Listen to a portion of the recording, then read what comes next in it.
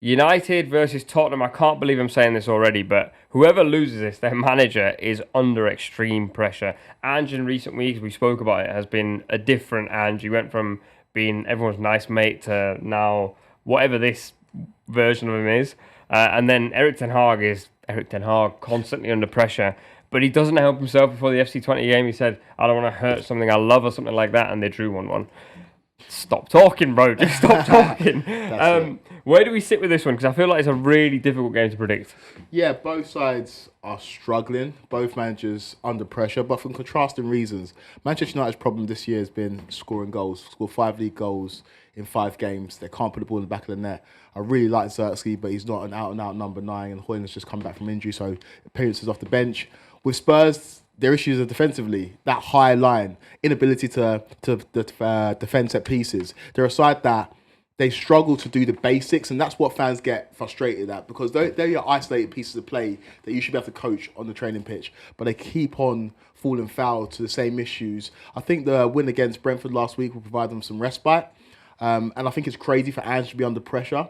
But we heard the murmurs of discontent from the back end of last season, where he essentially called out fans for wanting to lose that game against Man City. It's carried on. They can deny it as much as they want, but there are sections of Spurs fans that are calling for his head, which I think is insane. Yeah. Think about where Spurs were before he came. On their knees, playing turgid football. Yeah. First season in the league, they finished 5th, and I know the back end of the season was poor, but he's done a good job since coming in. This is a game that's so hard to call. You watched Manchester United midweek against Twente, and they under-delivered, underperformed. And we talked about it a couple of weeks ago. They've got a Bruno Fernandes problem. They've got a big Bruno Fernandes problem, because over the last few weeks, whether it's because he's tired, he's played too many games, but he's not looked like the Bruno Fernandes that we saw a couple of seasons ago. Not creating chances, not scoring goals, and he turns over possession way too much for those Hollywood balls. My option or my choice would be to drop Xerxes into that number 10 position, maybe give Bruno a rest and start Højlund from the beginning of the game. But Bruno Fernandes is costing Manchester United games at the moment, and he's not the player that we saw a few years ago. It's a very, very interesting game, this, because they're both slightly under pressure, but for completely different reasons. They are basically the opposite managers. Ange Postecoglou has found a system that he likes, and he is completely unrelenting and willing to change it, even at the detriment of results. Eric Ten Hag, I don't think, has the tactical nous to even have a system. So they are completely different. There's a chaos with Manchester United's team, which is no one really knows what they're doing. We've said it so many times, and it just continually happens. They can go and thump Barnsley 7-0 and then draw to FC20. There's no order, there's no rhythm, there's no strategy to that side whatsoever. And then Ange has got a strategy, but it doesn't work. And it doesn't work for one reason, which is that your line is clearly too high. You're getting beaten every single week by the same issue. And he's completely unrelenting in changing it. And I don't understand why. I think when we look at the team sheets here, I don't know what you guys think. I look at that Spurs team, and I think that's a better team. I think that they've got better players, and I think that those players, you can see how Ange wants them to play, particularly going forward. I look at the United team, and I think there's a lot of quality in there, and there's a lot of money spent on those players.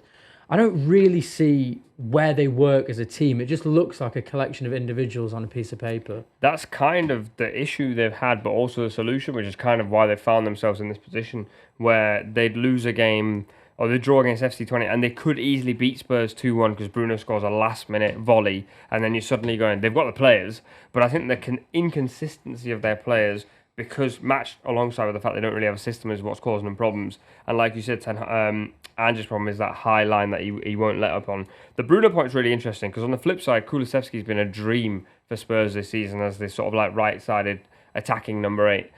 Bruno Fernandes, I think in that first season we judged him by goals and assists, compared him to De Bruyne in terms of numbers, and since that point he's never returned to that form.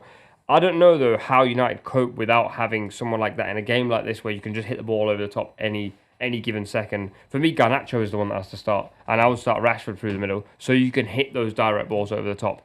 But it's, again, as I say, it's one of those things where I look at it and I think these two teams are so evenly matched only because they're unpredictable.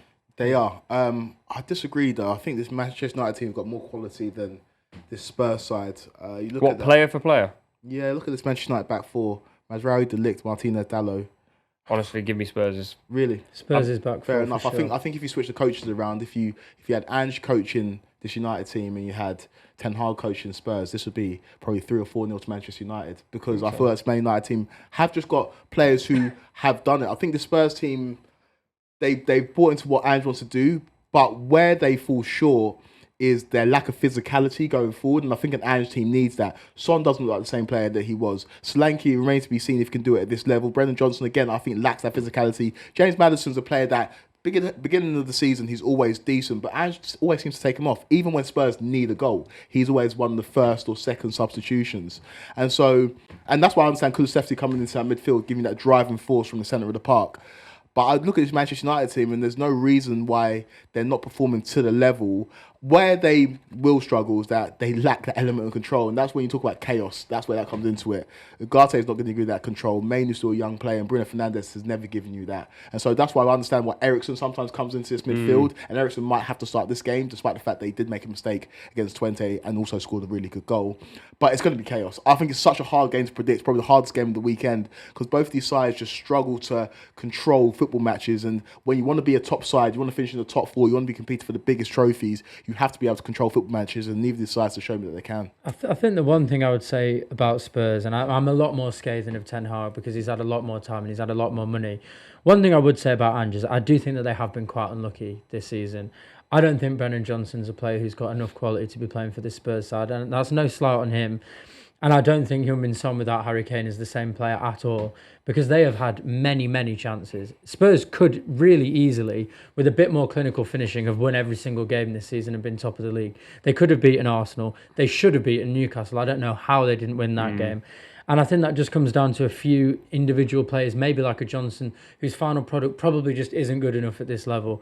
I don't know if the Solanke deal was a particularly good one. I think I was a little bit alarmed to hear that Ange had actually thought about and had serious conversations about Ivan Toney. I think that's a really poor decision then to go for Solanke over him. And I think Son's getting on a bit and he doesn't really know how to play in this new style. But at least Spurs are trying to do what Ange wants them to do. I think they've been quite unlucky.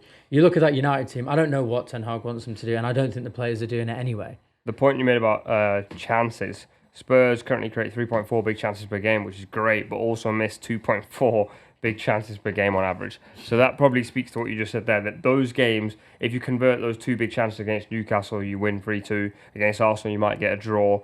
I think they're very close to getting it right, but I felt that last season as well. Yeah. And I don't think that, in a way, I actually don't think that's going to change. I think they're going to kind of stay that way.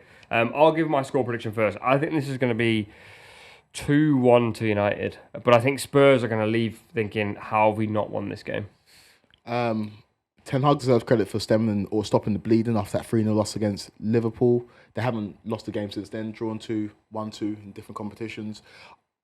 I think Man United get the result just because they are at home in this one. I also will go...